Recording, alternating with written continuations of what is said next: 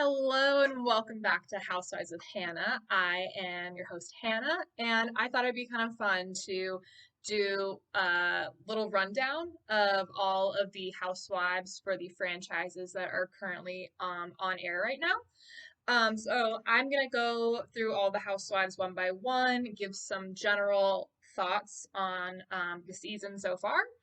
And I'm gonna start with the Real Housewives of Potomac. Um, just a little disclaimer, not disclaimer, but just something to keep in mind when I'm doing these videos. I am not a huge fan of stan culture. I think that having a favorite housewife that you ride or die for and they can do no wrong. I think that's kind of dangerous in my opinion. Um I am not a fan of blind loyalty. Um and which is why I do not have a favorite housewife. Um I love them all. I love all of uh, the roles that they play on each of the shows, but I do not ride or die for anyone in particular. There are some housewives that I tend to gravitate towards more than others, but I these are housewives. They are, they're complicated and they're human and they fuck up a lot. Um, so, and I think when you have blind loyalty, it can kind of skew your whether you hold someone to a standard that you should. We I see that a lot in Potomac, um, but I don't think I'll address that in this video.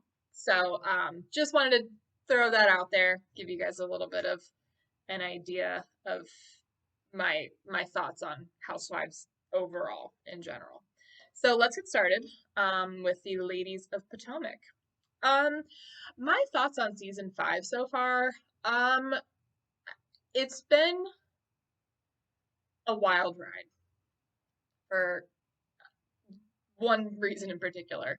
But I know that people are this season is very exciting and titillating. But I'm kind of disappointed in the reason why.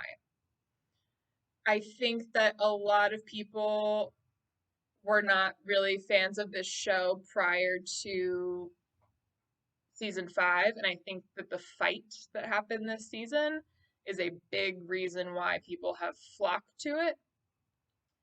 I think that this season has frankly been exhausting. Um, and I am tired. I am kind of ready for it to be over. I love Potomac. I've always really liked Potomac. I like these women a lot, but this season has been very frustrating. And I'll kind of get into why a little bit later. But overall, I kind of feel like Potomac. I feel the same way with Game of Thrones. Like even a bad season of Game of Thrones is better than no Game of Thrones at all. So I kind of feel the same way about Potomac. Like meh, Potomac is better than no Potomac. So want to give you guys a rundown on where I stand with all the ladies this season. First up, we have the Grand Dame herself, Miss Karen Huger. I'm enjoying Karen this season. I think that she's been classy and she has kept it real. I love her. I love her confessionals. I really do. I think they're funny. And she's telling it like it is. I do appreciate that she has been riding the fence between Monique and Candace. I do think that it's important to have a friend that will, stay loyal to you. But I do think that she could have done a little bit of a better job of holding Monique accountable for her actions. But I'll probably do a longer video about fight itself and all of the events that transpired after and all of that. So, but I do appreciate Karen's loyalty to both of them, or at least trying to be. She's a mother figure to these women, I think.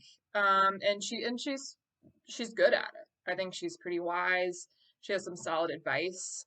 So I do like Karen, and I really hope that everything is okay with her and Ray. I do think they're a really sweet couple. And I hope that they got past, or I haven't heard anything as of late.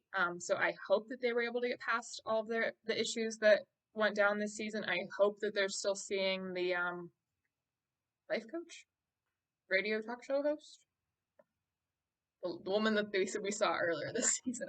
I hope they're still seeing her, and I hope it's working. So yeah, that's Karen for you. Up next we have Giselle, Miss Giselle. Um,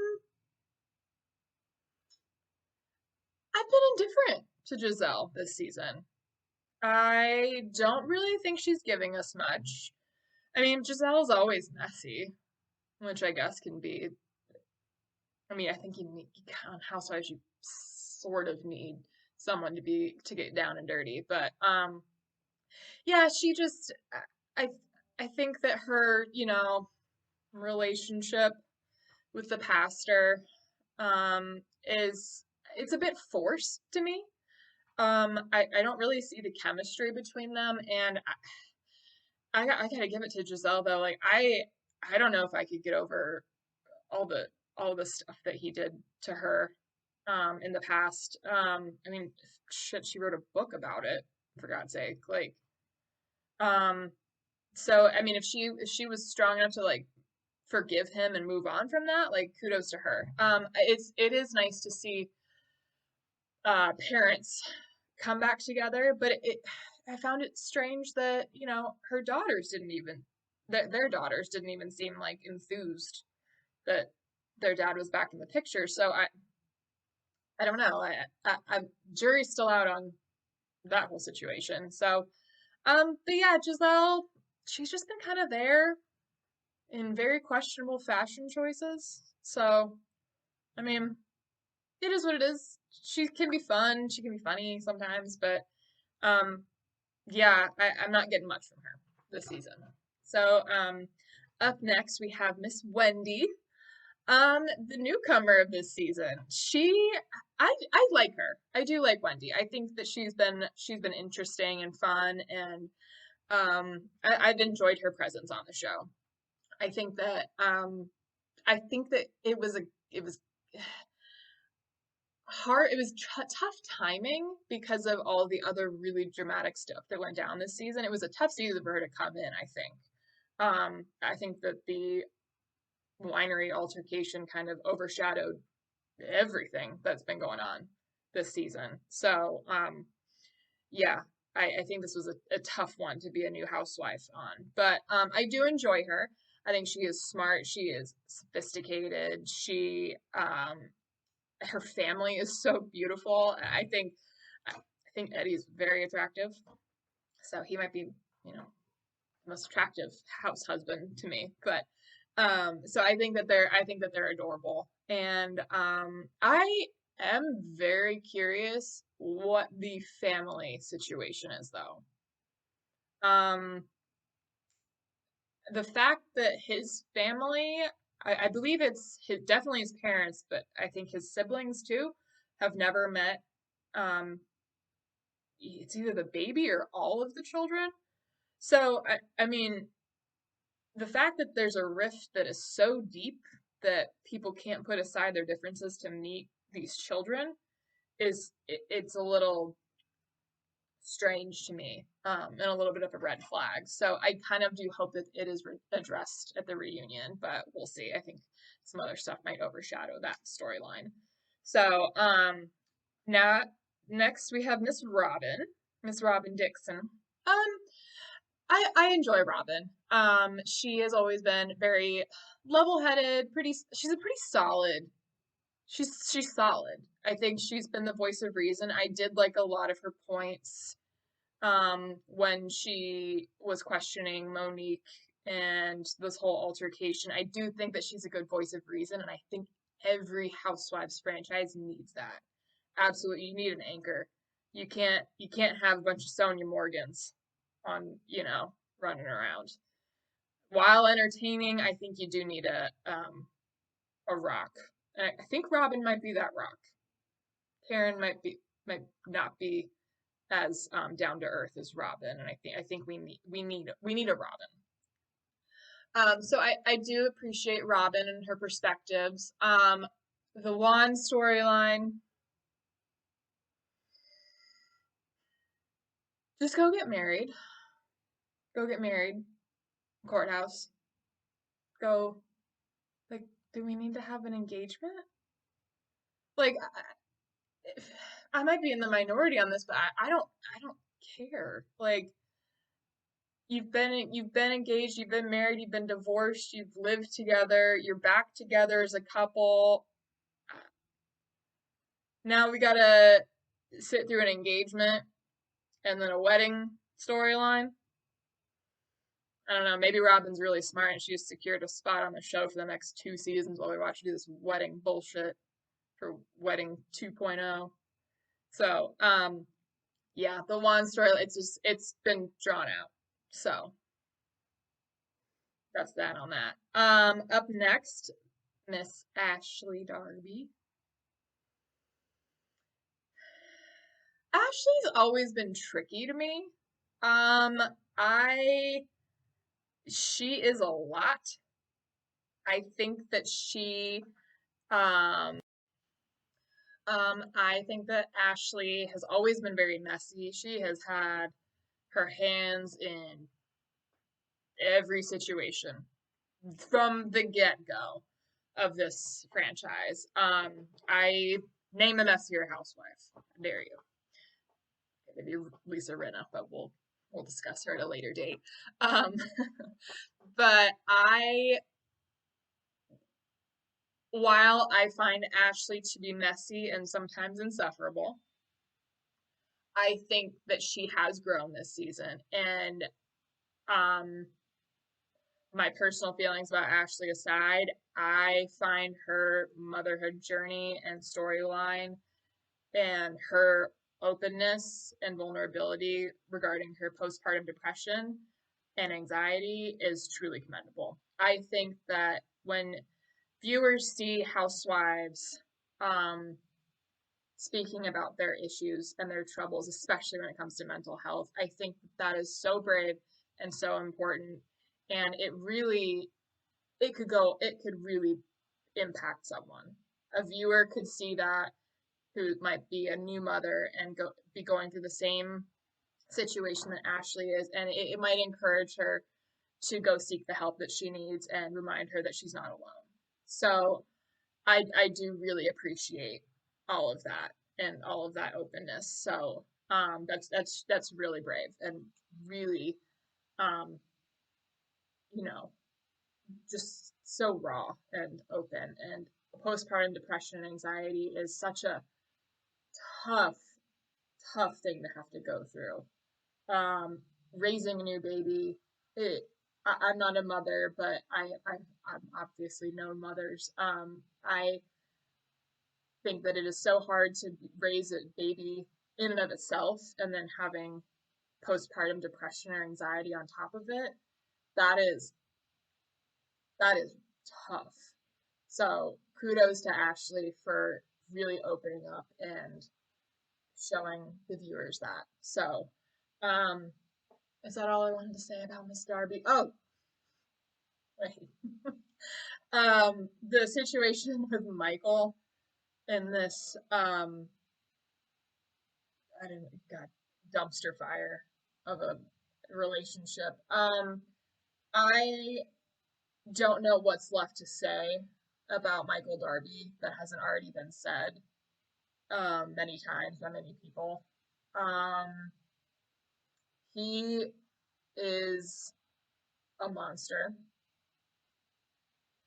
and I hope that Ashley's post up is ironclad because I cannot stand to see this man on my screen for much longer.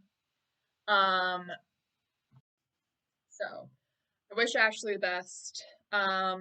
But I do have a softer spot for her this season for sure than I had in the past. So I'm definitely she's there's still I don't want to say that she's changed because you can definitely see that there's some pre-baby Ashley still in there. But I do think that she's making progress. So kudos to her. Up next we have Miss Candace, Miss Candy Pants. Um, I've enjoyed Candace. I think she can be tough. She's a very polarizing housewife, that's for sure. A lot of people find Candace to be insufferable and very annoying. And I've heard people really don't like her. I'm like, all of these women are annoying. Every woman on any of these franchises is annoying. They're housewives. They're dramatic. Would we be friends with these people in real life? So I don't find Candace to be any more annoying than the next housewife. So, and I find Nemi to be more annoying than she is. So, but people have a real hard on for Miss Candy Pants. But I've enjoyed her. I think that I mean, she has probably the best singing voice I've ever seen on any of these Housewives shows. That's for sure. Um, she is. I do find her funny and entertaining. I think her confessionals are pretty. They're she can read. She can read a bitch. She's good with her words. So, and not everybody likes that. So, but I appreciate her. I do like her relationship with Chris. I think that they might be my favorite Potomac couple. I think. I think that Chris is definitely the yin to her yang. And really and grounds her. I think he's great for her. So, um, but yeah, I think Candace had a rough season. She had a rough one last season too. But this time I I don't really blame Candace all that much in what went down this season. So, um which brings me to Miss Monique Samuels. I have never been a fan of Monique's. Never disliked her either. I've never liked Monique and I've never disliked Monique. I've always been pretty take her or leave her. I don't relate to Monique on any level. Um, I don't find her funny. And I think I like my housewives to be funny. I like a sense of humor in a housewife. So I I don't find her that interesting. I think the mommy not for lazy mom storyline like I I also have some issues with that name. Not for lazy moms. I think it's a bit mom shamey and a bit um isolating. Not I what's the right word? It's definitely she definitely isolated her audience when she named her brand that. So I think that the perfectionist um and controlling nature of Monique has always kind of rubbed me the wrong way. Um, I think that's never really a thing that's worked on Housewives. I think that people that are too controlling and perfectionistic, um, once you're on the shows for a number of seasons, people start to scratch that surface and realize that um, there's stuff that they don't like beneath it. Um, and I think the we're starting to scratch that surface with Monique, and I don't think I personally do not like what I see. I have a big issue with people who lie or who have people to lie on their behalf. Um, I was hoodwinked into thinking that Candace was the perpetrator of this incident for like a year. I remember reading a blog or an article, I can't remember which outlet I read it in, but I remember reading that Candace threw wine or a wine glass or something like that at Monique, and then Monique dragged her. So I thought, and I think other people felt like this too. I was like, oh, what the hell, Candace? Like, what are you doing? Like, don't be throwing stuff at people. Like, so I blamed Candace. And I think a lot of people did too. And I thought Monique might have just been defending herself. And then I see it on screen. So this is why I don't like stan culture, is because I think a lot of people were Team Monique before even seeing all of this. So, and then people stuck to their guns and were like, no, it's still Candace's fault. Candace's fault. But I don't know. I think the manipulation um, on Monique's part and just the deceit. I don't like it. I don't I think it's almost, why would you lie about something that is caught on film that's going to air eventually?